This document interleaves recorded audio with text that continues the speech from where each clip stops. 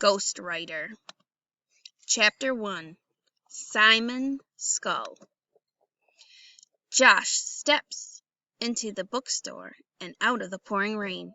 He rushes up to the counter. "Do you have any more books by Simon Skull?" Josh asks.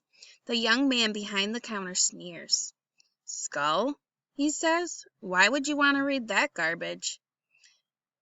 "It's been years since Simon Skull wrote a new book," the man adds. "He's disappeared off the face of the earth." "I know," says Josh, nodding sadly. "His last book was 7 Cold Fingers, but I was hoping there were more. Maybe there were some books I didn't know about." "Don't waste your time reading his books," says the man. "There are a lot of better writers out there. Besides, his books will rot your brain. He only wrote about ghosts and zombies and nameless creatures and alien monsters," Josh added. "I know. Isn't it great?"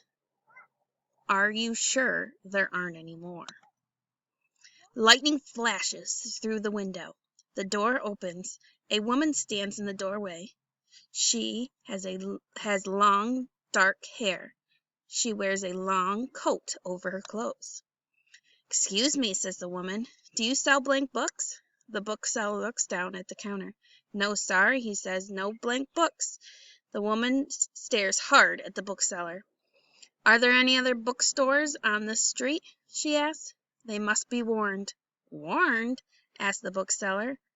"There's one on the corner," says Josh. Lightning flashes again, and the woman is gone. Stay tuned for Chapter 2.